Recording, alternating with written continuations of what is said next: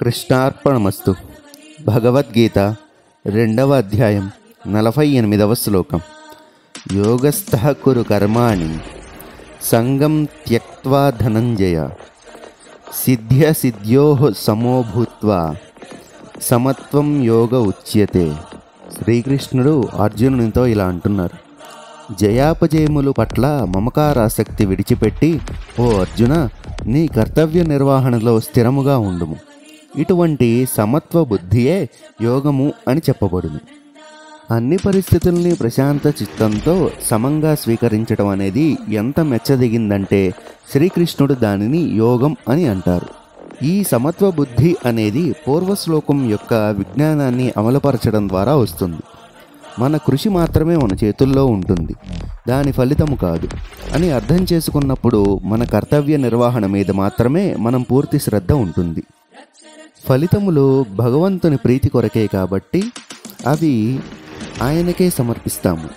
ఒకవేళ ఫలితములు మనం అనుకున్నట్లు రాకపోతే వాటిని భగవత్ సంకల్పముగా ప్రశాంతముగా స్వీకరిస్తాము.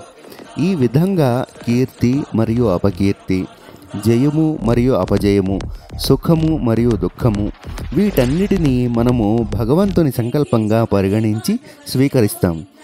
ఈ రెంటిని సమానంగా స్వీకరించడం నేర్చుకుంటున్నప్పుడు మనము శ్రీకృష్ణుడు చెప్పిన సమత్వ బుద్ధిని పెంపొందించుకుంటాము. మనకి జీవితంలో వచ్చే ఒడిదుడుకులకు ఈ శ్లోకం ఒక చక్కని ఆచరణాత్మక పరిష్కారం చూపుతుంది. నావలో మనం సముద్రంలో ప్రయాణం చేస్తుంటే సముద్ర అలలు ఆ నావను అటు ఇటు ఊపటం అనేది సహజం. ప్రతిసారి అల తాకినప్పుడల్లా మనం కలత చెందితే మన యాతనకు అంతు ఉండదు. ఒకవేళ అలలు పైకి రావద్దు అని అనుకుంటే అది సముద్రం యొక్క సహజ స్వభావానికి విరుద్ధంగా ఉండమని కోరినట్లే. అలలు అనేవి సముద్రం నుండి విడదీయలేనివి.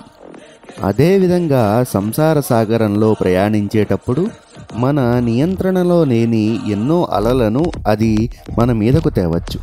మనము ప్రతికూల పరిస్థితులను నివారించడానికి నిరంతరం పోరాడుతూ ఉంటే మనం అసంతృప్తి, దుఃఖాన్ని తొలగించుకోలేము. కానీ మన శక్తి మేర ప్రయత్నం ఆపకుండా దారిలో వచ్చే ప్రతి దాన్ని స్వీకరించటం నేర్చుకుంటే మనం ఈశ్వర సంకల్పానికి శరణాగతి చేసినట్లే. అదే నిజమైన యోగము. జై శ్రీకృష్ణ.